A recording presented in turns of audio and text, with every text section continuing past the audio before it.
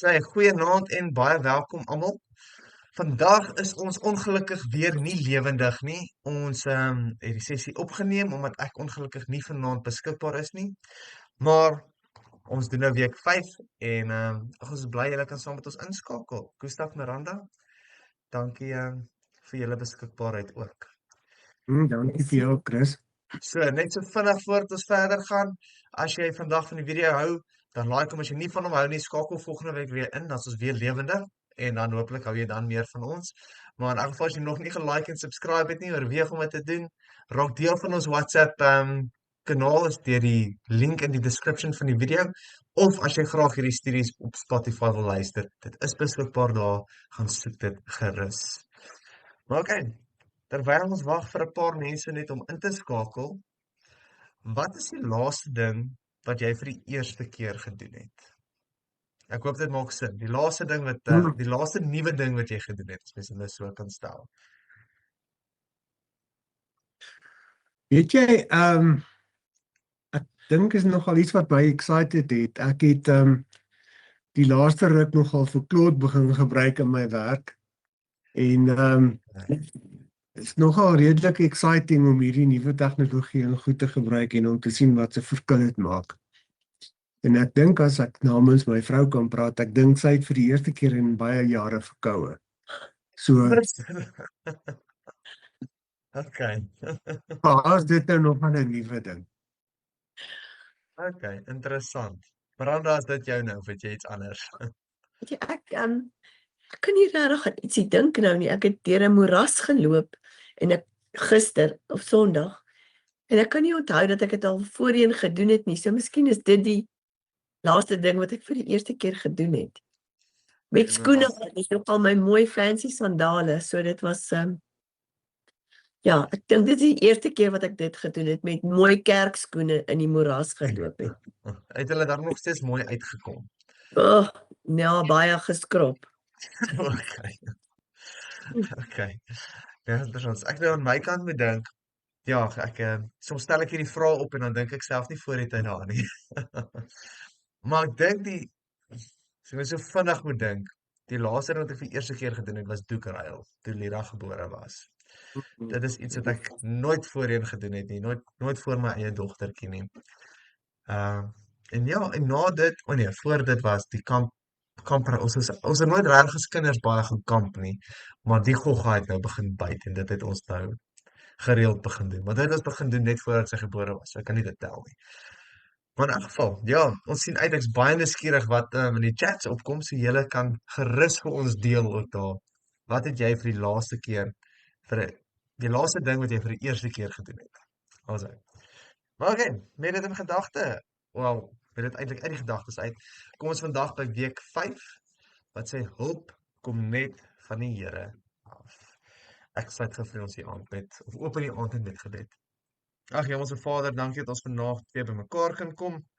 Dankie dat ons kan sien, Here, dis U wat ons help. Dis U van hulp kom van U af. En ek bid Vader dat U ons sal seën, dat U vanaand se sessie ook sal seën, dat ons dat ons sal verryk, dat ons sal uitdaag om altyd ons hulp eerstens by U te gaan vind.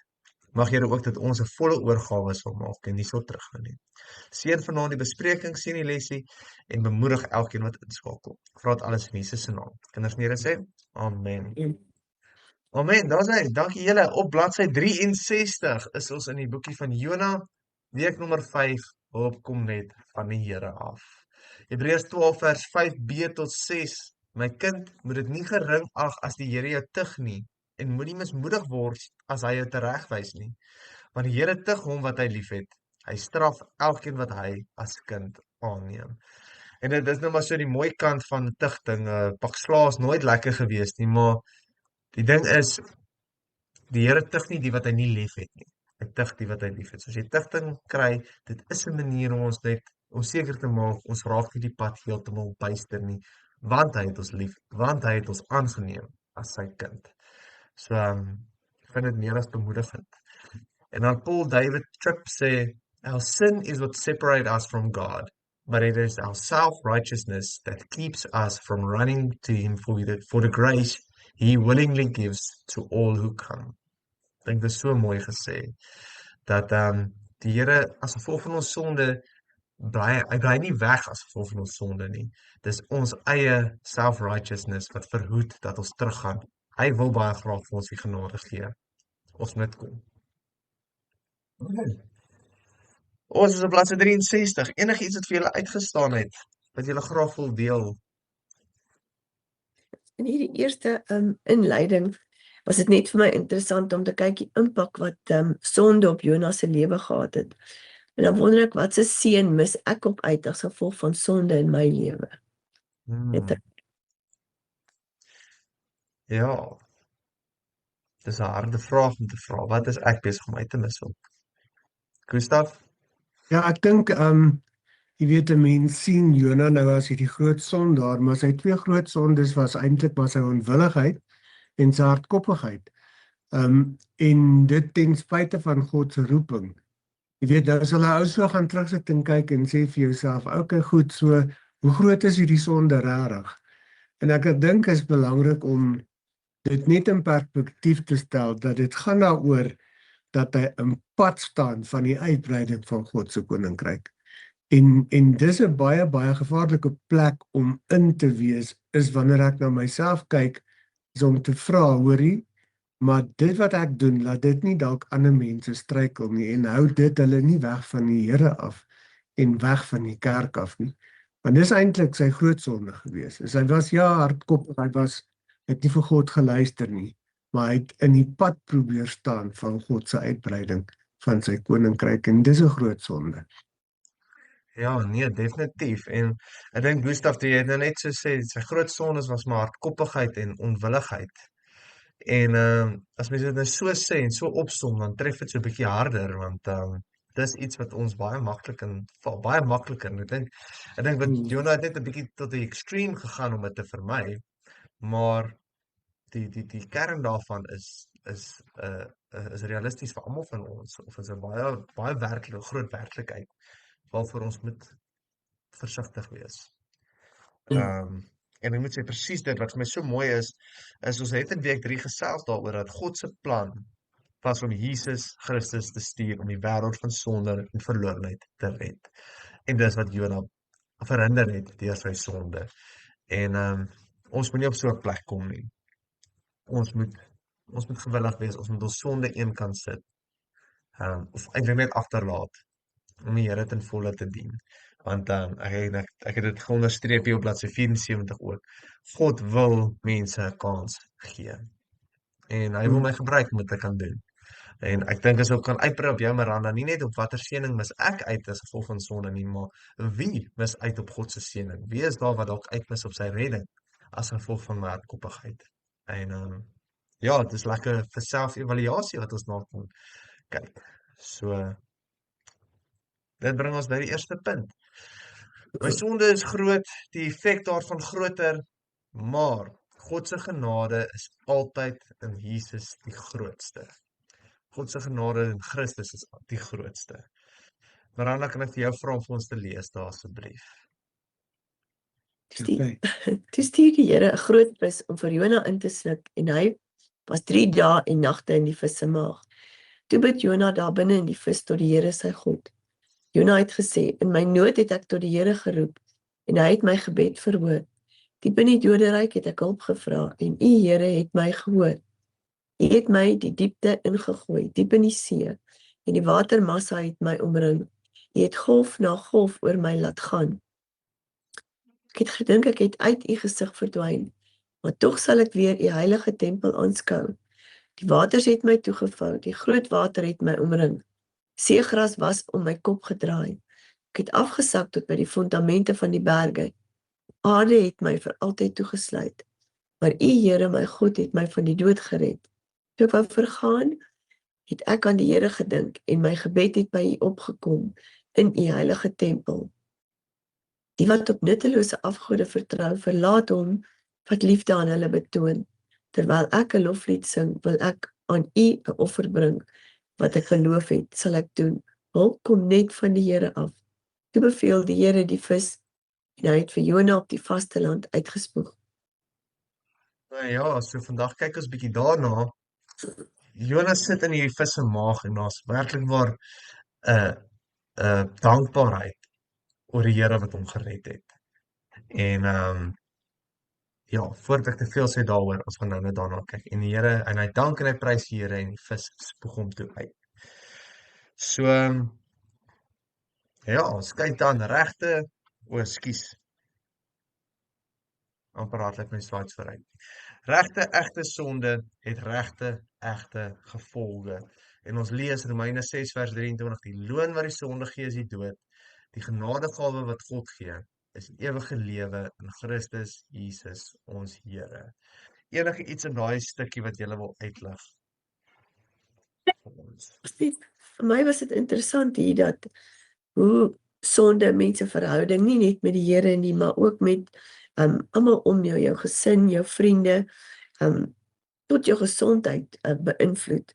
En ek dink net so, as ek sonde het, dit beïnvloed my optrede en teenoor ander mense en ook hoe ek reageer op ander mense. So dit maak mens net ongelukkig, so daar is altyd gevolge van sonde. Dit maak nie saak hoe jy daarna kyk nie, daar is altyd 'n gevolg. Ja, nee, definitief. Gustav? Ja, ek dink hierso waar Johan sê sonde bring altyd dood. 'n Mens is geneig om dit letterlik op te neem, maar dit is dood van baie goed. Iets in jou wanneer jy besig is om sonde te doen, gaan dood. Of jou gewete wat doodgaan want jy doen dit ten spyte van 'n gewete wat jou aankla, of is verhoudings wat doodgaan. Jy doen en jy gaan aan met wat jy besig is ten spyte van verhoudings wat skade ly. So daar's altyd slagoffers. Sonde is nooit 'n pad wat jy loop waar daar nie slagoffers is of iemand of iets wat in die slag bly nie. Ja. Nee, definitief. En ek dink dis soms 'n leuen wat ons vir onsself kan vertel, is dat hierdie is in my ding, my sonde, dis in my hart. Dit affekteer niemand nie, dit affekteer nie my gedrag nie. Maar of ek dit nou sien of nie en of ek dit wil herken of nie, is sonde het 'n effek. En dit is daar is sommige sonde wat wat vinnig uitkom en wat vinnig 'n groot effek het. Maar elke sonde, of ek nou geheim kan hou of nie, dit het 'n effek op ons lewe en ons moet dit nie verskoon en verklein omdat niemand anders daarvan weet dalk. So definitief.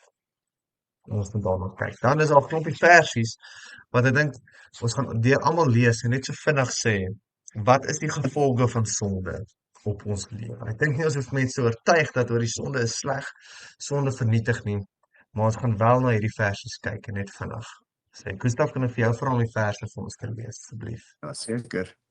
Sê. Psalm 59 vers 1 en 2, die arm van die Here is nie te kort om te help nie en sy oor is nie te doof om te hoor nie. Dis julle oortredinge wat skeiding gebring het tussen julle en julle God. Dis julle sondes wat maak dat hy hom nie aan julle steur nie en nie na julle wil luister nie. Die ewige verdoemenis sal hulle straf wees, altyd geban uit die teenwoordigheid van die Here en van sy wonderlike mag af. Ek dink dat ek sommer net sê, Jesaja 59 vers 1 tot 2, dit sê maar net van God is altyd beskikbaar, hy's daar. Hy hoor ons altyd, sy arm is altyd bereid om te help, hy is nooit nie gewillig om vir ons in die plek te staan nie. En dan 2 Tessalonisense 1 vers 9, die sondaar sal vir ewig verwyder wees van die Here af. Dis die realiteit, daar kan nie sonde saam met jou hemel toe gaan nie. Daar kan nie sonde in jou verhouding saam met God bestaan nie. Dit gaan vir ewig 'n verwydering tussen jou en God bring. Ja, en dit is die aaklige, wat amper sê die aaklige deel daarvan. Dis nie die Here wat tekort of sy hart nie uitgaan vir ons nie. Dis ek wat verwyder as gevolg van die sonde. Maar ja. Ek dink mense probeer partymal God uitdaag om te dink wel ek het hom nie regtig nodig nie. Maar ek dink ons moet mooi gaan besin oor daai waar ons sê goed wel, ek gaan maar aangaan ten spyte van, want wanneer het God genoeg gehad van jou? Hoe weet jy wanneer kom hy op 'n punt waar hy sê maar genoeg is nou genoeg, ek het nou net mooi genoeg gehad en draai sy rug op jou en stap weg, want dan is jy in 'n wildernis, dan is jy af in 'n woestyn waar daar nie lewende water is nie, daar's niks. Ja, definitief. Romeine 6. Maar ons dank God dat julle wat slawe van die sonde was, van harte gehoorsaam geword het en aan die leer soos julle dit deur die oorlewing ontvang het. Dis maar bekering, is om gehoorsaam te deur dit. En ek dink wat vir my hier uitstaan net wees, hy beklemtoon dat in ons sonde is ons is slawe van die sonde gewees. En God is genadig, God is liefdevol. Die sonde is nie. Die sonde is genadeloos, is brutaal en vernietigend. En as jy vasgevang is daarin, is jy vasgevang. Dis net die Here wat jou kan losmaak daarvan. En sonde vernietig. Is Ek presies dit. dink ons moet ook net onthou, 'n loon is 'n vergoeding vir werk wat ek gedoen het. Dit is wat 'n Ja. loon. En hier sien ons dat sonde is eintlik 'n werkgewer. So sonde gee vir jou goed om te doen en wanneer jy daarin vasval, dan is daar 'n loon wat jy kry. En hierdie loon is nie altyd goed en lekker en baie geld nie. Oh nee, presies. Gaan we nou kyk na waar daai loon is, want ja. So dan Galasiërs, Genesis 3 vers 8. Hulle het gehoor hoe die Here God in die tuin wandel teen die tyd dat die aandwind opkom. En die mens en sy vrou het vir die Here God weggekruip tussen die bome van die tuin. En ek dink dis 'n natuurlike reaksie van enige mens wat sonde doen. As jy kruip weg van die Here af. Jy kruip weg van mense af wat lief is vir die Here. En ek dink dit sluit baie mooi aan by Jesaja. Dis die Here se arm is nie te kort nie. Hy is daar. Ons kruip weg van die sonde. En ek dink God het maar juis rondgeloop. Mens, waar is jy? Jy weet, kom uit dat ek kyk of ek julle kan help. Ja, nee, net so. En dan Galasiërs 5:15 en 16, maar julle buiten verskeer mekaar. Pas op dat julle mekaar nie later heeltemal verslind nie. Wat ek bedoel is dit, dat julle lewe steeds deur die Gees van God beheers word. Dan sal julle nooit swig voor die begeertes van julle sondige natuur nie. Ja, en ek dink dis interessant, hy praat met gelowiges, wat hy sê, hoor jy, julle buiten verskeer mekaar. En dis wat gebeur met sonde, wat sonde doen. Maak ander seer, verskeer hulle, en dit laat ons soeg. As ons nie onsself deur die Gees laat lei nie, maar as ons ingee vir die sonde, dan soeg ons onder ons sondige natuur se begeertes. En ons kan dit nie dra nie. En nie. Goed, Psalm 23 vers 3. Toe ek oor my sonde geswyg het, het my liggaam uitgetweeteer, soos ek heeldag om hulp geroep het. As maar soos 'n dwelmverslaafde, hulle is so vasgestrengel dat hulle vergeet om te eet. En ek dink, dis presies hierdie situasie van Dawid, waar hy sit en hy so verstrengel in sy sonde, dat sy liggaam uitteer, soos wat hy die hele dag geroep het om God se hulp te ontvang. Net so. En dan die laaste een. Psalm 66, 18 en 19. As daar sonde in my hart was, sou die Here nie geluister het nie. God het geluister en hy het my verhoor. Dink So weer net- eens, Ekskuus, dit ja, gaan- Gustav. gaan vir my weer eens daaroor. Daar's nie plek vir sonde en vir God in my lewe nie. Nee, 100%. En ek dink as mens net weer eens na alles kyk, en veral in die lyn van Jona, en te besef dat sonde bring 'n skeiding tussen my en die Here. Dis nie die Here wat onbekwaam is of onbevoeg is of nie kan help nie, of nie daar wil wees nie, as ons aansluit by daai eerste quote van wie is dit, Paul David Tripp, is dat sonde separates ons, maar ek kan nog steeds terughardloop na die Here toe. Ek kan. Maar as ek dit nie doen nie, want dit is my self-righteousness en my eie hardkoppigheid, en soms, omdat ek die sonde te veel toegang gee in my lewe, wat ek nie terug gaan na die Here toe, dat hy my kan help nie. So, ja, met dit in gedagte, kom ons lees die eerste gespreksvraag. Ons lees Romeine 3 vers 23 en 6 vers 23. Wat is ons gevolgtrekking oor sonde? Hoe raak dit ons lewe en waarom is dit so? So, Romeine 3 vers 23 sê vir ons, almal het gesondig en het nie deel aan die heiligheid van God nie. En Romeine 6 vers 23, Gustav, wat jy ook net nou gesê het, die loon wat die sonde gee is die dood. Die genadegawe wat God gee is die ewige lewe in Christus Jesus ons Here. So wat is ons gevolgtrekking oor sonde? Hoe raak dit ons lewe en waarom is dit so? Dit is eenmal 'n fisiese sowel as 'n geestelike dood. Dit is maar net die straf van ons sonde. Ek dink die eerste deel van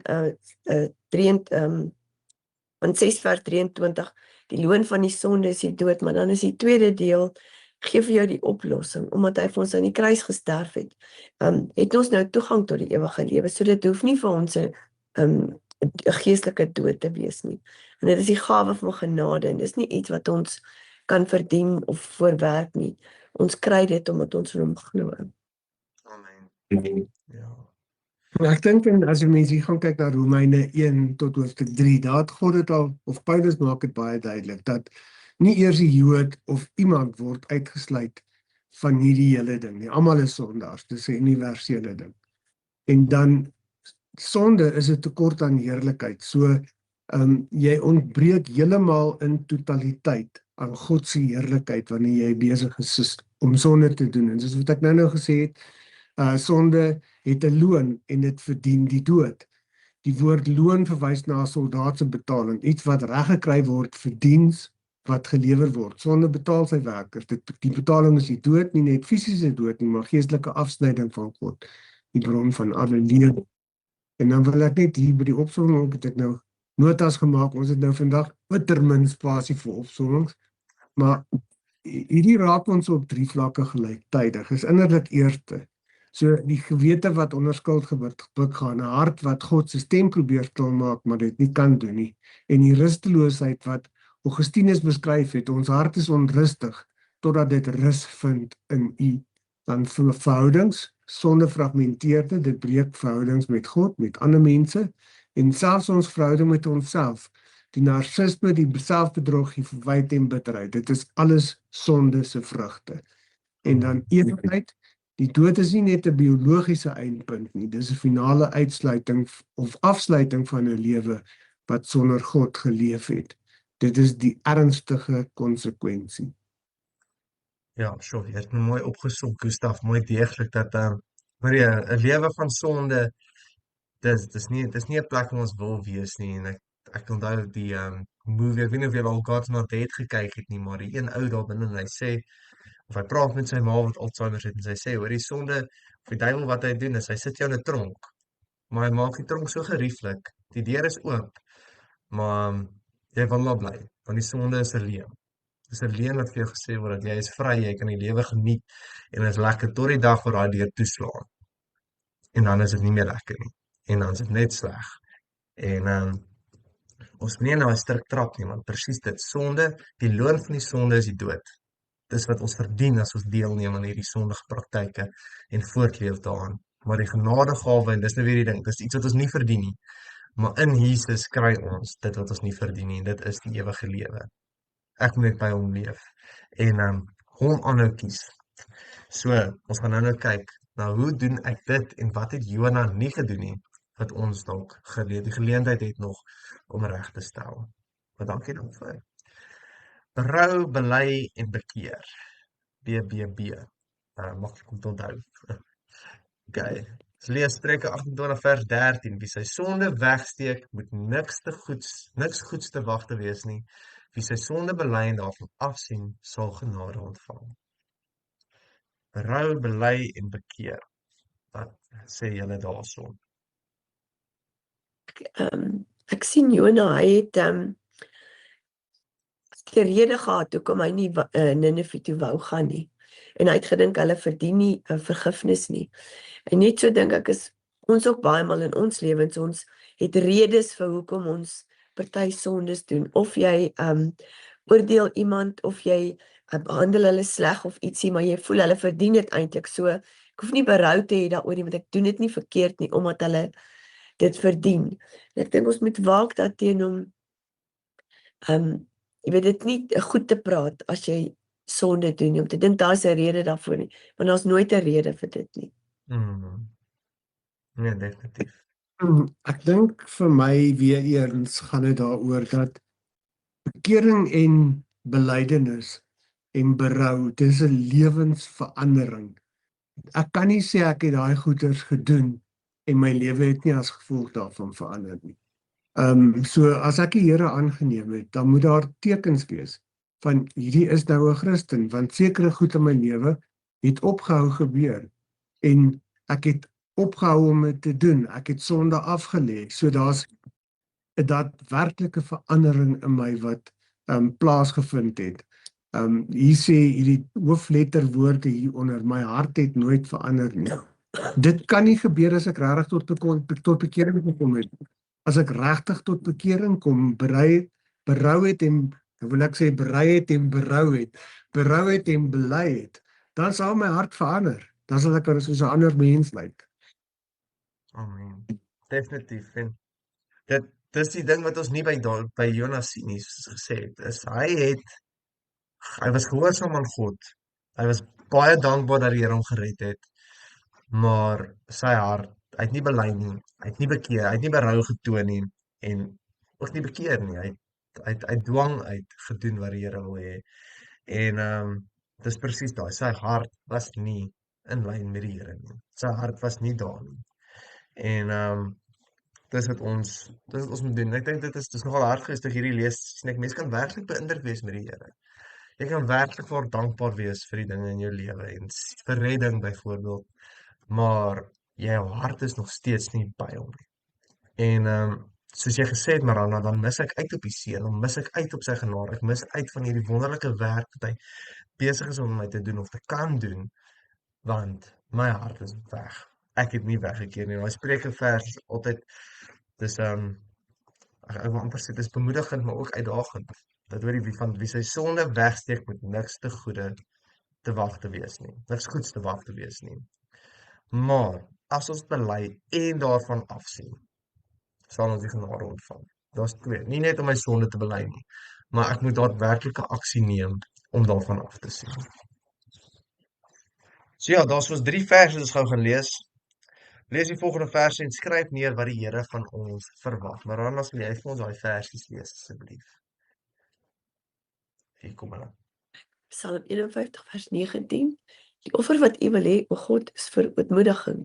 U sal 'n hart vol ootmoed hê en berou nie gering ag nie, o God. Psalm 32 vers 5.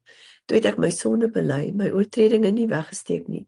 Ek het gesê, voor die Here bely ek my opstandigheid en u het my skuld vergewe. Sela. Galasiërs 5 vers 21. Bekeer u ons tot u, Here, dat ons bekeer kan wees. Gee ons weer die bestaan van vroeër. En ek dink dit is presies die 3 woorde van hierdie opsomming, van hierdie hoofstuk. Berou, bely en bekeer. Is wat jy sê.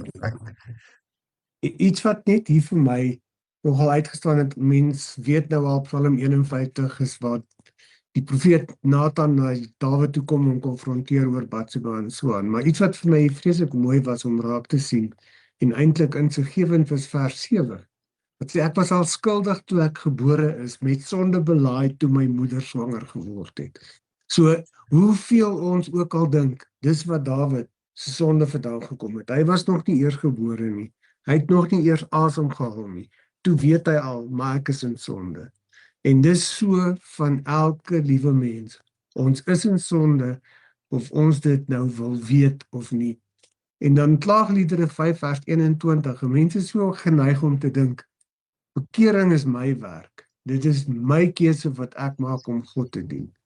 En ek dink, dis miskien dalk vir baie mense moeilik om regtig tot bekering te kom, omdat hulle nie vir God gesê het, maar bekeer u my. So, laat u my tot bekering kom. Here, vat u die leiding. Moenie dat Gustaf enigiets op sy eie krag doen nie, kom doen u dit. En dit was vir my so mooi om dit te kon raak sien, om te sê, maar hierso bid hy en hy sê, laat u my tot bekering kom. Ja. Nee, ek dink dit is so waar, Gustaf. Die Here het die heavy lifting gedoen. Jesus het aan die kruis gesterf vir my en vir jou. Hy het opgestaan uit die dood uit. Hy het die krag en hy gee dit vir ons. Hy gee sy gees vir ons. Hy doen die werk. Ek moet net nie laat my hart teen staan nie. Ek dink dit is die groot ding. Is my hart moet in lyn bly met die Here. Ek moet ingee. As ek net so kan staan. Ek dink ons kom net nou weer daarby. Maar dis die Here wat die bekeerwerk doen. Dis die Here wat die berou bring. En dis hy wat ons help om te bely. Eintlik maar ons sonde vir ons uitwys om te bely. Maar alles agter dit kom van die Here af en ek moet hom toelaat om dit te bewerk in my om die vrug te kan dra. En ek dink Esegiel gaan vir ons ook baie mooi wys oor hoe dit lyk. So met 'n gedagte kom ons lees Esegiel 36 vers 26 en 27. Wat sê die Here sal hy doen wanneer ons van ons sonde bekeer en hoe lyk so 'n lewe? Gustav, kan ek vir jou weer vra om te lees daar asseblief? Goed. Ek sal julle 'n nuwe hart en 'n nuwe gees gee. Ek sal die kliphart uit julle liggame uithaal en julle 'n hart van vleis gee. Ek sal my gees in julle gee en ek sal maak dat julle volgens my voorskrifte leef en my bepalinge gehoorsaam en nakom. Dis my weer so mooi. Maar wat sê die Here sal hy doen wanneer ons van ons sonde bekeer en hoe lyk so 'n lewe? Ek dink hy vernuwe jou. Hy gee vir jou nuwe gesindheid, 'n nuwe uitkyk, nuwe standaarde, en ook ek dink nuwe begeertes, want jy gaan nie meer goed wat die wêreld het begeer nie, want jy gaan 'n ander uitkyk hê, jy gaan ander doel hê. En as ek in lyn met sy wil lewe en leef, dan sal ek sy getuie kan wees vir almal om my en hulle sal kan sien dat ek verander het. Amen. Ja. Ek dink die konteks hier is dat Esegiel skryf van 'n volk wat in ballingskap was. Hulle was moreel bankrot, geestelik dood en ver van God af. Hierdie is nie 'n belofte aan vrome mense wat goed leef en wat oulik is nie. Dis 'n belofte aan die gebrokenheid. God spreek nie tot mense wat hulle self reggemaak het nie, hy spreek tot mense wat nie kan nie. Dit maak die belofte met sy punt. As 4 beloftes, 'n nuwe hart. In die Ou Testament was die hart die sentrum van die wil, denke en begeertes, nie net emosies nie. Dis 'n nuwe oriëntasie wat jy wil hê, wat jy nastreef. Dis nie kosmeties nie, dis 'n oorplanting. Dis 'n nuwe, dit verwys na lewenskrag en rigting van ons innerlike. Die dryfveer agter ons lewens verander 'n hart. Verander die hart en dan die hart van klip wat weggeneem word, dis chirurgiese genade. En my gees sal ek in julle binneste gee. En ek dink dis die klimaks, dis God wat in ons kom woon, om ons te kom, nie net help nie, maar om daar te wees om te wys hoe gedoen moet word. Ja, amen. En ek dink dit is, en wat so aansluit by jou net, Gustav, wat sê die Here wat ons help om te bekeer volgens klaagliedere, is hy sê, ek sal julle help om reg te lewe, om my in die regeer dat julle volgens my voorskrifte en my bepalinge gehoorsaam en dit nakom. Die Here maak, hy help dit, hy is so deel van daai proses. Die krag kom van hom af. Dis nie uit onsself uit nie. En dit is, ek hoor dit so gereeld dat Christene worstel met hierdie ding, hulle hou terug van God, hulle wil eers regmaak voor hulle na die Here toe kom. Hulle wil skoon na hom toe kom, maar ons kan nie. Dis presies wat jy gesê het hierso, Gustav, Esegiel is 'n volk wat nie kon nie. En ons moet besef, ons sit in dieselfde bootjie, net God kan. En ek moet oorgee. Ons gaan nou verder uitbrei daaroor, maar ek moet uit die pad uit staan, dat hy my rigting bepaal, dat hy my begeertes bepaal, en nie my selfsugtige vlees nie. Ek wil nou nie, as nie 'n voorstander vir ons wat net hande opgooi en sê, Here, doen u wat u wil nie, want ons is nog steeds aktief deel van hierdie proses. Maar dis hy wat die moeilike werk doen. Okay. En ek dink net om my laaste een te sê, hoe lyk so 'n lewe? So 'n lewe is 'n lewe wat, ek wil nie sê sondeloos is nie, maar gehoorsaam aan God. Wat ek wil nie 'n sondige leefstyl het nie gewoonte sondes het nie, maar wat die Here se wil soek in elke aspek, wat hom nastreef en sy wil volg en nie weghardloop wanneer hy ons roep, soos wat Jona weghardloop het nie. Okay. Dan, God is getrou, hy vergewe en herstel. Jesaja 1 vers 18. Kom tog, laat ons die saak met mekaar uitmaak, sê die Here. Al was julle skarlakenrooi van sonde, julle sal wit word soos sneeu. Al was julle purperrooi, sal julle wit word soos rooi, soos wol. God is getrou, hy vergewe en herstel. Wat staan daar uit? Daai paragraafie wat sê 'n mens kan jy kan egter nie so die lewe gaan nie, dit is die eerste sin. Jona was dalk aan die buitekant gehoorsaam, maar sy hart was met woede, haat en bitterheid gevul. God wil ons herstel, maar as ek kies om my hart en hom te verhard, is daar geen genesing vir my. Ek dink dit is vir my so die woord wat deur hierdie hele studie so ver gaan is selfondersoek. Dat ek moet gedurig kyk, waar is my verhouding met die Here, waar staan ek? Ja. En ek dink wat die uitstaan vir my ook is, Jona het ongelukkig nooit op 'n plek gekom waar hy sy hart oorgegee het aan die Here. En ek bedoel, hy was 'n Jood, hy het die Messias verwag, soos almal anders, maar hy het nie vir Jesus geken nie. Ek bedoel, hy het nooit Jesus aangeneem om gered te word nie. En ek dink dis iets waarna ons moet kyk. Het ek Jesus aangeneem, maar ek hou nog steeds my hart vir myself.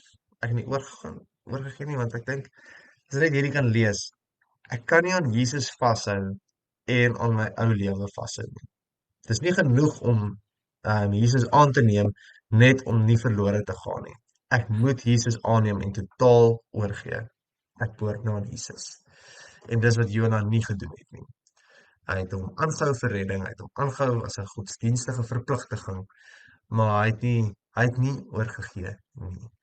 En die vraag hierso is, behoort ek aan Jesus? My hele wese, Gustav het verduidelik, met die hele hart en die oorplasing my gees, my wil wie ek is, die manier hoe ek dink, is dit Chris se denke, of is dit word bepaal deur die Here? Is dit oorgegee? Okay. So dit bring ons by die laaste vraag vandag. Lees Lukas 4 vers 18 tot 29.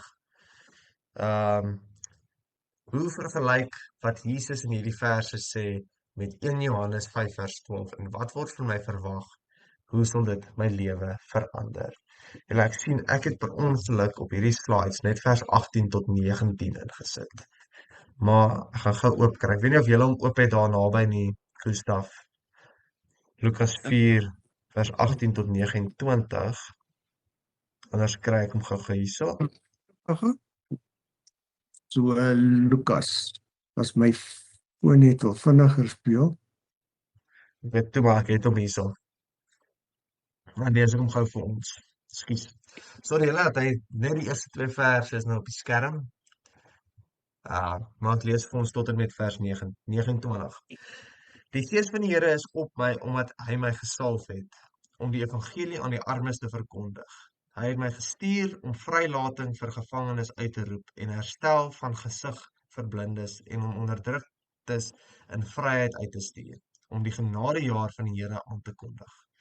Nadat hy die boek toegemaak en aan die amptenaar teruggegee het, het hy gaan sit. Die oë van almal in die sinagoge was op hom gerig. Toe begin hy hulle toespreek. Vandag is hierdie skrifwoord wat julle nou net gehoor het vervul. Almal het hulle instemming met hom betuig en was verwonderd oor die aangename woorde uit sy mond. En hulle sê, is hy dan nie die seun van Josef nie?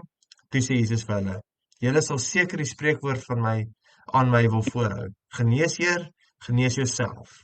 En vir my sê, ons het gehoor wat alles in Kapernaum gebeur het. Doen nou dieselfde dinge ook hier waar jy groot geword het. Maar dit verseker ek julle.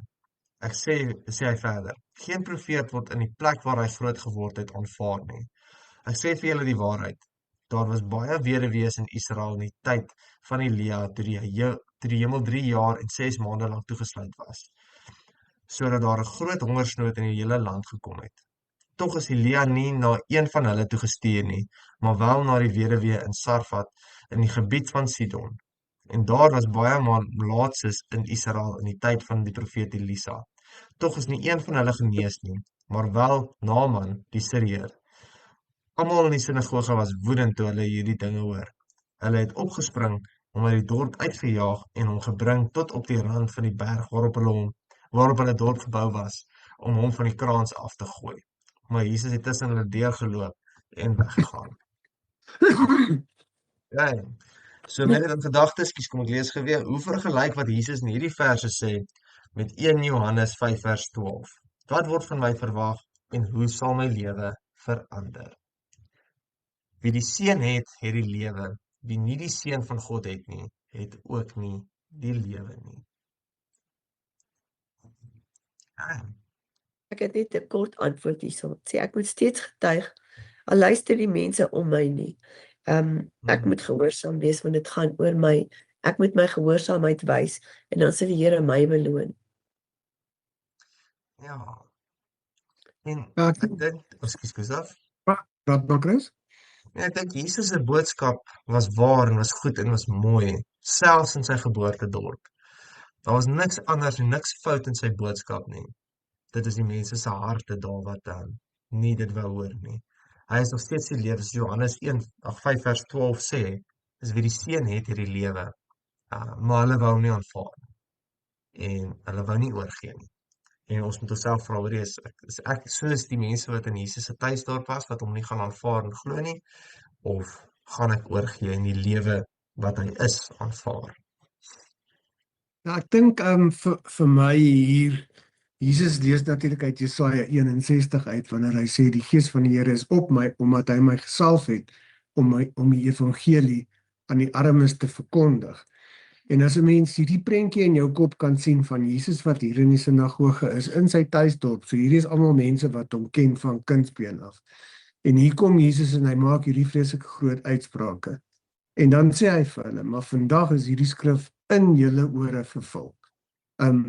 Wat ons hier gelees het. En daar's 5 goed hierso wat ek dink vir ons doen aksies word uit Lukas 4 uit. So om die evangelie aan armes te gaan verkondig, om die gebrokenes van hart te gaan genees, om aan die gevangenes vrylating te verkondig. Nou hierdie verkondiging van vrylating gaan nie daaroor dat ons tronke se deure afbreek nie, maar dat ons letterlik die tronke waarin mense binne in hulle self verkeer, afbreek en oopmaak om God se genade aan hulle bekend te stel, om blindes weer te laat sien en dan die 5de een, om die aangename jaar van die Here uit te roep of aan te kondig. Dis 'n jaar van bevryding, skuld kwytskelding, alle skuld word afgeskryf, alles word nuut. Gustav, net as ek op daai noot kan sê, ek dink die Engels is the year of jubilee as ek reg is. Maar dit was elke 7 of elke 50 jaar. Ek is nou onseker, maar dit was 'n jaar wat aangekondig is en binne in daai jaar word alles afgeskryf. Alle skuld, alle gevangenisstrawe, as mens nou so kan sê as jy slaaf was, dit was totale en dit dui natuurlik op Jesus. En weer eens, soos ons gesien het nou al baie keer, baie van die dinge in Jona en reg deur die Ou Testament, dit verwys na Jesus en hierdie vryspraak, hierdie jaar van genade is presies dit wat ons het in Jesus. Dat al ons sondes, al ons geestelike skuld word afgeskryf. Daar's niks wat bly nie. As die Here Jesus aanvaar, dan is daar niks. Ons begin op 'n clean slate voor hom. En ons moet dit aanvaar. En 1 Johannes 5 vers 12 is vir my baie mooi, want Jesus het 'n ander gelykenis waar hy sê, hoor, wie sy lewe wil behou, sal dit verloor.